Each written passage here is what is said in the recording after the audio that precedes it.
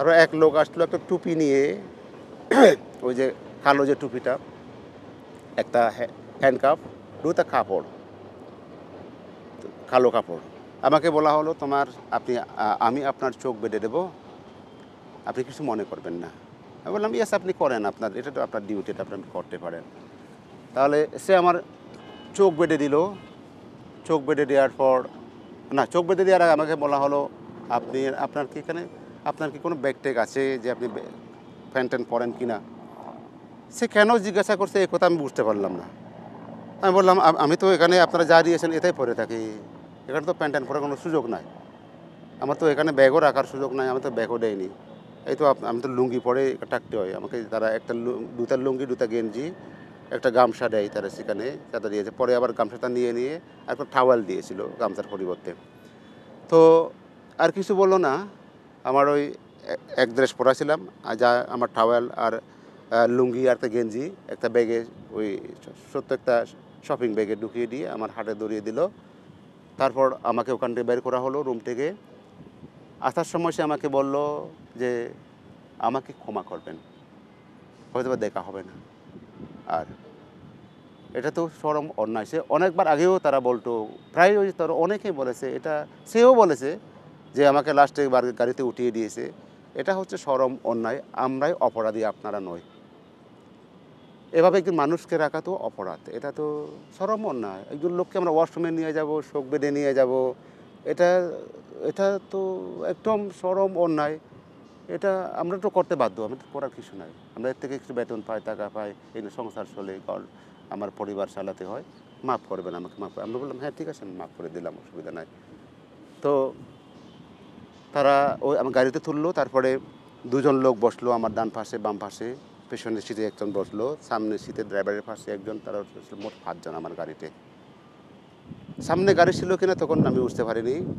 যেতে যেতে আর perfume spray করে দিল আমার গাড়ির ভিতরে। গাড়িতে একটু গিয়ে থামলো, ওখানে 15-20 মিনিট থেকে চলতে শুরু করলো। আমি মনে করছিলাম ওই জায়গা থেকে আগের জায়গায় নিয়ে যাচ্ছে, ওই যেখানে 3 মাস আগে যেখানে আনছিল, এভাবে আগেও তারা ড্রাইভ করে নিয়ে যায়। প্রথমে আমাকে ওখানে নিয়ে যেতে প্রায় 15-20 মিনিট আনা নেওয়া করেছিল। আনার সময়ও ওই 2023 সালে এরকম করছিল, কিন্তু লাস্টে 24 সালে নিয়ে গেল, এপ্রিলে। এটা সেম জায়গা 3-4 মিনিটও লাগেনি গাড়িতে তুলে। মানে এটা আসলে সেই জন্য বলি, এটা ওরা মানে নাটক করে দেখায় আর কি। জায়গাটা সেম, একই জায়গায়। ওখানে বানর টানা ঘুরে ঘুরে বানর আছে, অনেকগুলো বানর আছে ওই জায়গায়। বানরগুলো টুংডাং খায়, খা করে এরকম শব্দ শোনা যায়। তারপরে বাইরে কাঁঠাল গাছ, নারিকেল গাছ এরকম আছে। আমি কাঁঠালও দিয়েছে, এবছরও দিয়েছিল একবার কাঁঠাল, পাকা কাঁঠাল কেটে। তারপরে তার আগেও দিয়েছিল পাকা কাঁঠাল। ওই নারিকেল গাছ থেকে বানর নারিকেল গাছে উঠে ওখান থেকে নারিকেল পড়তো ইয়ের উপর, ছাদের উপর। বড় বড় আওয়াজ হতো, টিনের ছাউনি, ছাদ কিন্তু পাকার, টিনের ছাউনি, শব্দ শোনা যেত। তো এখন ওই ওই ওই জায়গা থেকে গাড়িতে তুলে আমাকে নিয়ে আসলো। বলেনি তখনও আমাকে তারা ছেড়ে দেবে। আস্তে আস্তে গাড়িটা যখন অনেকক্ষণ ধরে চললো, তখন তারা অনেক উচ্চ শব্দে এফএমের গান ছেড়ে দেয়। এফএম চালু করে, কখনো 88, 89 এরকম করে শুনতাম আর কি। FM 88, FM 89 এরকম করে বলতো। চলতে যখন প্রায় ঘন্টাখানেক চললো গাড়িটা, তখন আমি একদম ইয়েতে পড়ে গেলাম যে এটা আসলে ওই জায়গায় নিচ্ছে না, আমাকে দূরে কোথাও নিয়ে যাচ্ছে, যেহেতু গাড়ি চলতেছে অনেক স্পিডে। এটা ছিল আসলে 7 তারিখের ঘটনা। 6 তারিখ আমি বলছিলাম 6 তারিখ, কিন্তু এটা 6 তারিখটা আমার তখন মাথায় আমার কাজ, মানে একটা আমি ভুলে গিয়েছিলাম। কিন্তু বুধবারটা মনে ছিল, বুধবার, কিন্তু বললাম আমি 6 তারিখ, কিন্তু তারিখটা 7 তারিখ। 7 তারিখ সকালে আমাকে ওখান ভোরের রাতে 7 তারিখ আমাকে ওখান থেকে আনলো। কোনো সময় আসার সময় যখন গাড়িতে একটু হয়, আমার মাথা ড্রাইভারের সিটের নিচে এরকম করে,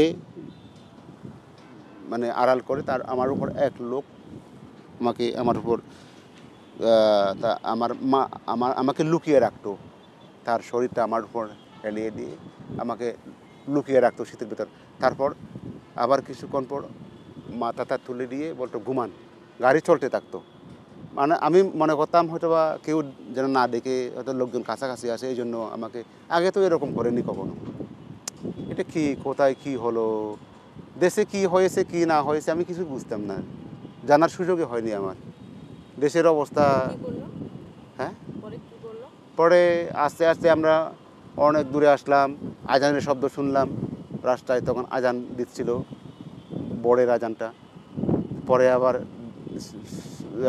দেখলাম তখন এফএম আর ধরতেছে না, এফএম বন্ধ হয়ে গেল, গান টান বন্ধ হয়ে গেল, শুধু শাঁ শব্দ শোনা যায়।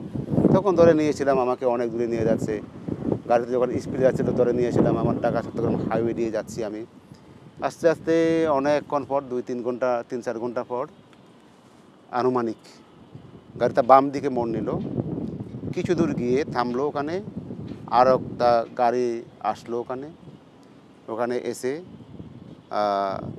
আমার গাড়ির পাশে ওই গাড়ি থামলো, আমাকে ওই গাড়িতে তোলা হলো। তোলার পর আমার হ্যান্ডকাপ খুলে নিল, চোখের টুপিটা খুলে নিল, কাপড়টা খুলে নিল, একটা কাপড় টাকলো, তারপরে ওই গাড়িতে বসালো।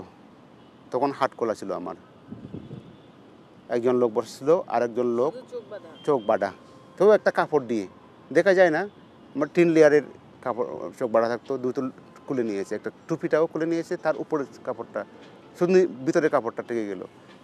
তারপরে একজন লোক বলছে ওদেরটা সব, ওদের জিনিস সব দেয়া হয়েছে। ও বলতে হ্যাঁ আমি সব দিয়ে ফেলেছি, অর্থাৎ টুপি হ্যান্ডকাফ সব তার ওই পার্টিকে দিয়েছে, ও অন্য পার্টি আমাকে রিসিভ করলো সেখানে।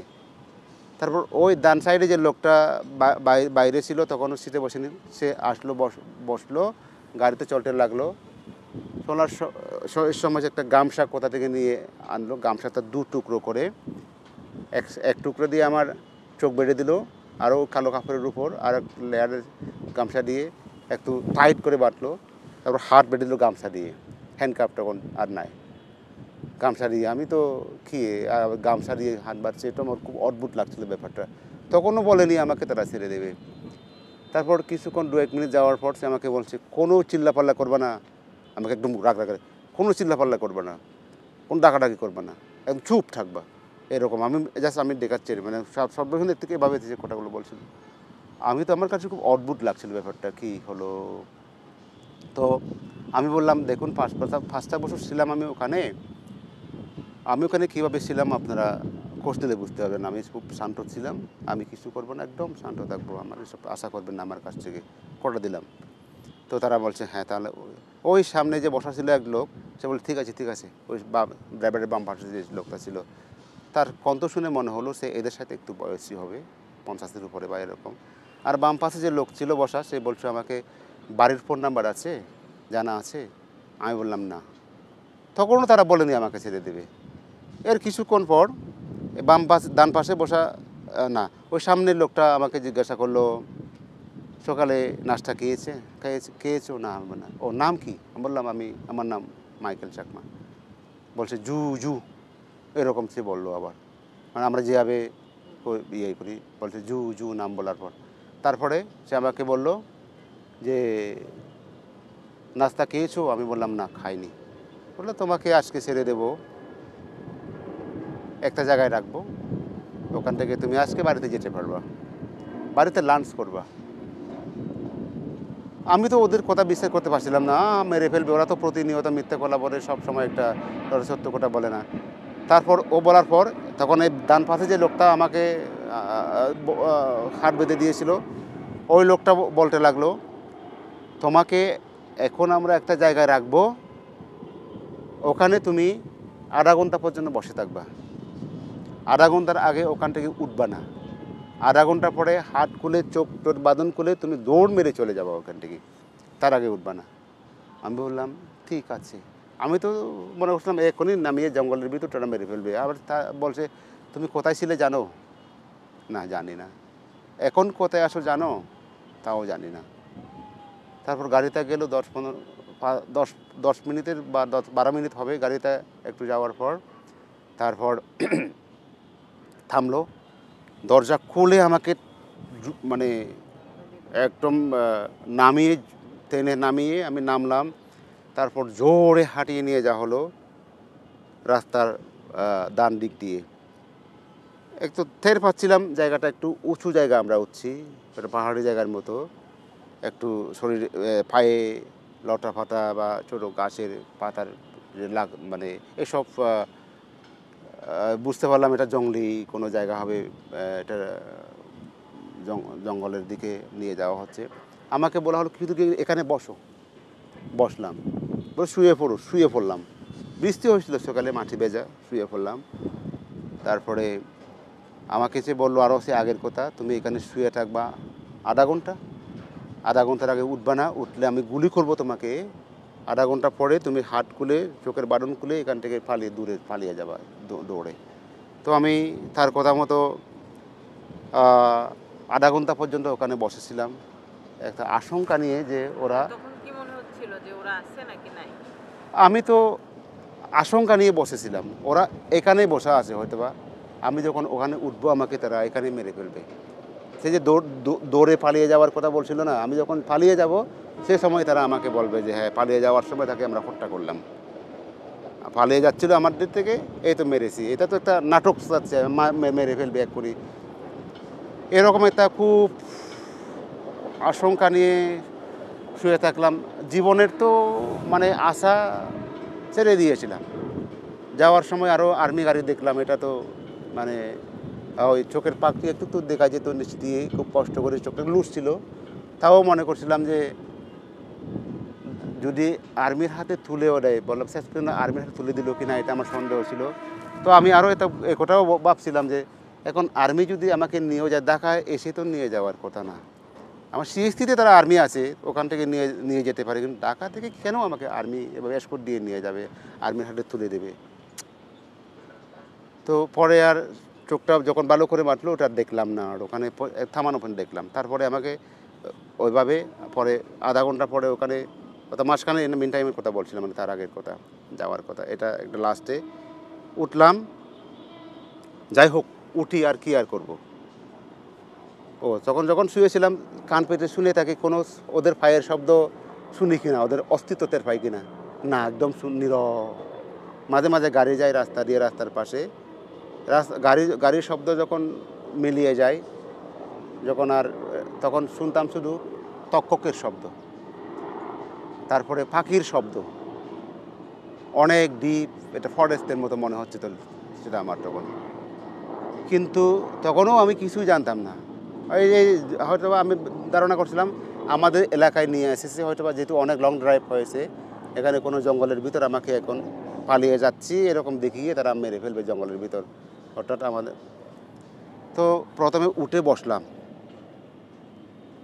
উঠে কিন্তু কোনো শব্দ শুনলাম না। ভাবছিলাম এখন বসবো, ওরা গুলি করবে, কিন্তু দেখি আর কিছু করছে না, কোনো শব্দ শুনছি না। তারপরে সে আরও বলেছে হাতের বাঁধন খুলতে পারবে কি না যাওয়ার আগে। বললাম পারবো না। একটা প্রান্ত গামছার আমার হাতে ধরিয়ে দিয়ে বললো যে এটা থান দিলে খুলে যাবে। তারপর ওইটাতে আমি থান দিলাম বসে। আস্তে আস্তে চেষ্টা করতে করতে প্রায় 8-10 মিনিটের পর, 5-7 মিনিটের পর বাটনটা খুলে ফেললাম। দেখি কোনো গুলি তো নাই, কোনো শব্দও নাই, মানুষের কোনো ইয়ে নাই। চোখটাও খুলি আর কি, আর আমার তো দেখি কি হয়। তখন চোখটা খুলে দেখলাম, আস্তে করে খুলতে দেখলাম কেউ নাই, সেগুন বাগান। তখন আলো দেখলাম এই প্রথম আমি সেদিন, একদম মানে চোখ মেলে আলো দেখতে পেলাম। এই 5 বছর 3 মাস পর সেদিনও চোখ মেলে 2 চোখ ভরে আলো দেখলাম। তার আগে দেখা হয়নি আর 5 বছর 3 মাস।